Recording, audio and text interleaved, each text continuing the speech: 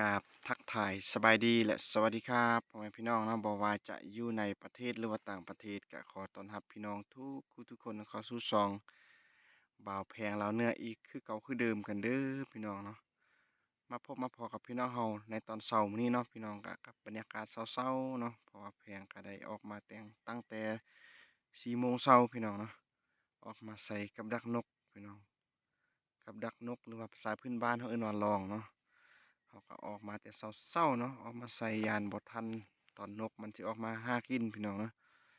เพราะว่าเมื่อวานเนาะเราก็ได้ใส่เทื่อหนึ่งแล้วเนาะแล้วเราก็ได้ปะกับดักของเราไว้หั่นเนาะตื่นเช้ามาเราก็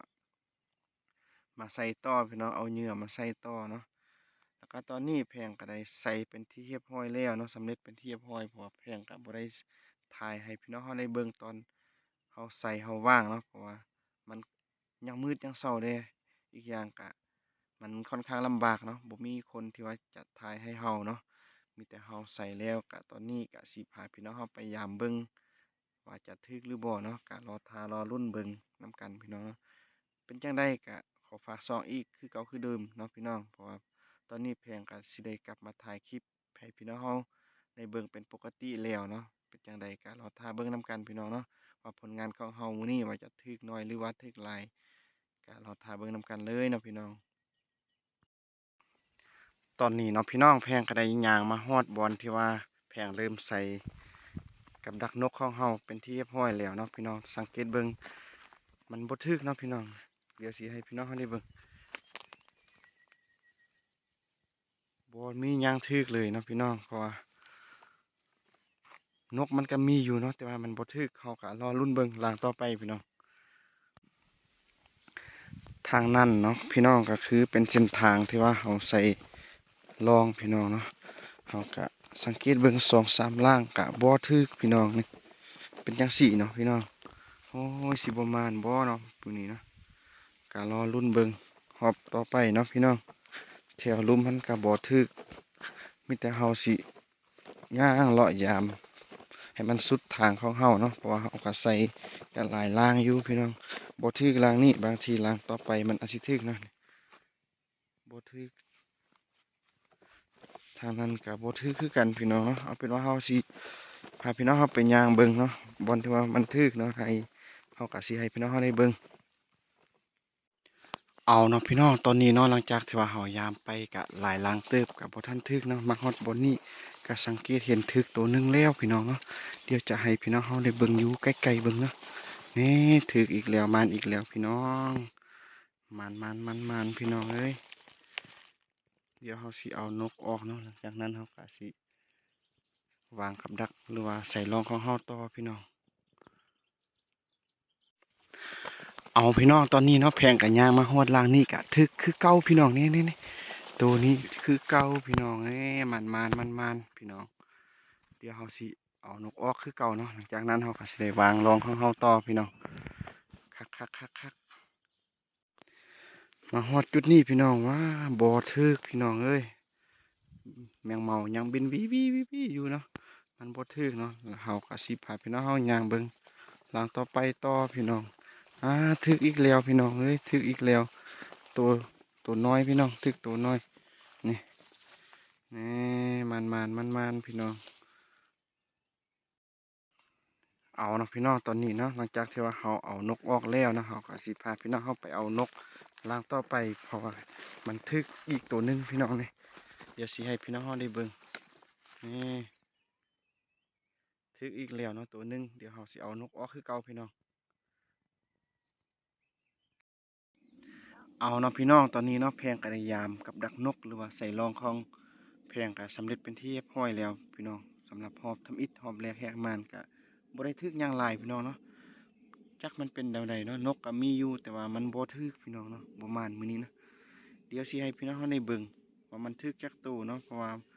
บางตู้เฮาก็ทันได้ถ่ายให้พี่น้องเฮาได้เบิ่งแล้วก็บางตู้เฮาก็บ่ทันได้ถ่ายเนาะพี่น้องเพราะว่ามันก็เฮาก็รีบใส่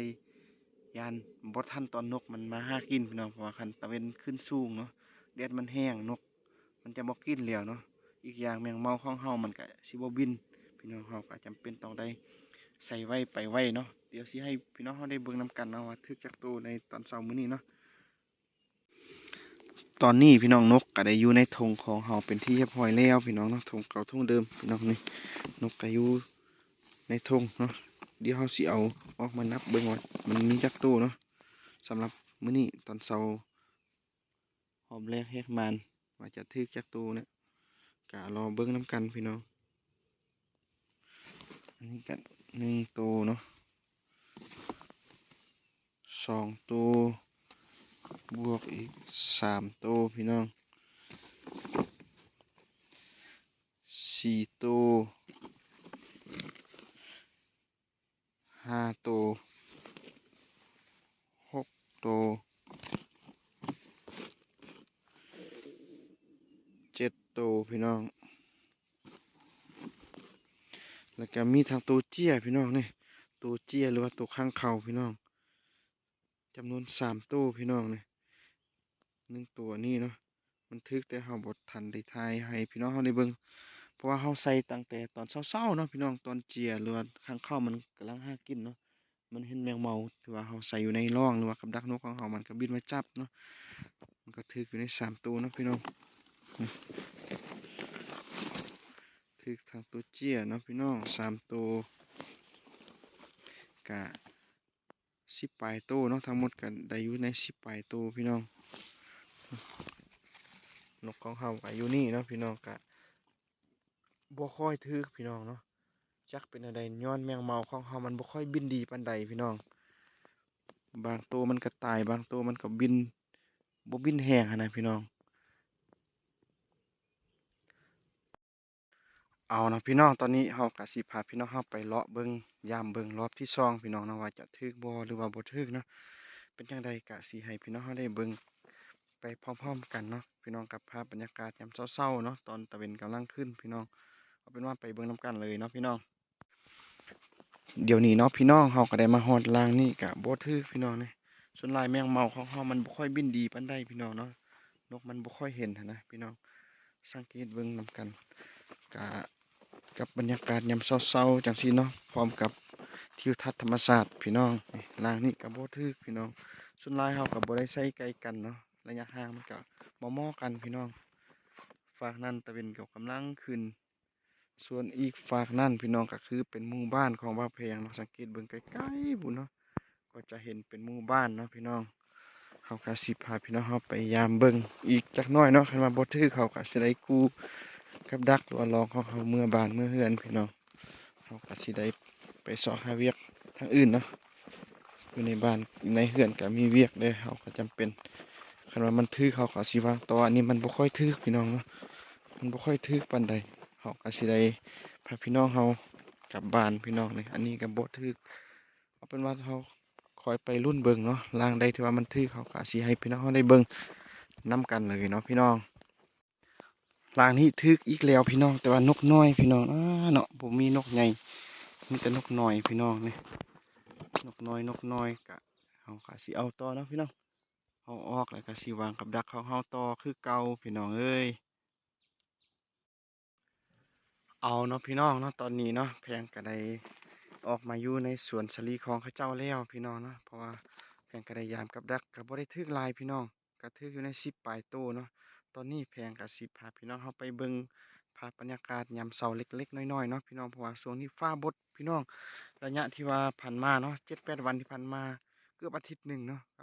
โถพี่น้องบ่มีแดดเลยพี่น้องมีแต่ฝนแล้วก็ฟ้าครึ้มทุกมื้อทุกวันเลยพี่น้องเดี๋ยวสิให้พี่น้องได้สังเกตเบิ่งเนาะแต่ละจุดแต่ละมุมว่าสิเป็นจังใดก็ไปเบิ่งนำกันเนาะพี่น้องตอนนี้เนาะพี่น้องก็สิให้พี่น้องได้สังเกตเบิ่งสภาพอากาศพี่น้องว่าฟ้ามืดฟ้าครึ้มพี่น้อง ปกติเนาะแต่ละปีช่วงนี้ก็เป็นช่วงที่ว่ามีแดดร้อนแรงแต่ว่าปีนี้สัมผัสว่าฟ้าครึ้มตลอดพี่น้องตั้งแต่บ่าวแพงกับเมียลุกจากเมืองจีนกลับมาฮอดบ้านก็บ่เห็นตะเว้นพี่น้องบรรยากาศตอนเช้าก็ยังหนาวอยู่เนาะพี่น้องตอนเช้าหันเช็กเบิ่งสภาพอากาศก็อยู่ใน13องศาพี่น้องก็ถือว่ายังหนาวอยู่เนาะสังเกตเบิ่งไกลๆพุ่นก็สิคือเป็นหมู่บ้านของบ่าวแพงพี่น้องก็สิเห็นบ่ค่อยเห็นสัตว์ปานใดเนื่องจากมันมีหมอกมีควันพี่น้อง อาเนาะจักเป็นแนวใดช่วงนี้ก็ถือว่าป ปกติเนาะแต่ละปียามนี้ก็ยามทางไร่ทางสวนก็สิมีแดดออกแรงนะแต่ว่าปีนี้บ่มีพี่น้องจักสิทันตัดหญ้าสวนบ่เนาะก็ถ้าเป็นแนวนี้ก็ป้าคือสิค่อนข้างยุ่งยากพี่น้องเนาะก็ประมาณนี้เนาะพี่น้องสำหรับบรรยากาศยามเช้าพี่น้อง และในตอนนี้พี่น้องแพงก็สิให้พี่น้องเฮาได้เบิ่งผลงานการใส่กับดักนกของเฮาหรือว่าใส่รองของเฮาเนาะว่าจะถึกน้อยบ่หรือว่าถึกหลายเนาะก็ให้พี่น้องเฮาได้ลุ้นเบิ่งนำกันเนาะส่วนหลายมันก็ถึกแต่ตัวน้อยเนาะพี่น้องนกน้อยสิปลายตัวพี่น้องบ่ได้ถึกหลายเนื่องจากมันฟ้าบดพี่น้องเนาะฟ้าบดจังซี่อากาศก็หนาวอยู่เนาะมันบ่ถึกดีปานใดพี่น้องเดี๋ยวให้เบิ่งนำกันเลยเนาะพี่น้อง อันนี้เนาะพี่น้องก็คือผลงานที่ว่าเราใส่รองหรือว่ากับดักนกพี่น้องนี่ก็ถึกจำนวนน้อยหนึ่งพี่น้องนี่ก็บ่หลายเนาะได้ทั้งตัวเจี้ยหรือว่าตัวค้างคาวพี่น้องเขาก็สิเอามาปิ้งกินได้คือกันพี่น้องสำหรับอยู่บ้านเฮาเนาะสำหรับคนที่มักกินก็คือว่าแซ่บคันว่าคนใดที่ว่าบ่มักกินก็ถือว่าบ่แซ่บนะพี่น้องของกินมันขึ้นกับผู้มักพี่น้องตอนนี้ก็ได้อยู่ใน10ปลายตัวแต่ว่ากับดัก ของเฮายังสิได้กู้ต่อเนาะพี่น้องเฮายังสิได้ไปกู้ตอนนี้เฮายังบ่ทันได้กู้เทื่อเนาะก็ถึกส่ำนี้แล้วก็เฮาก็สิ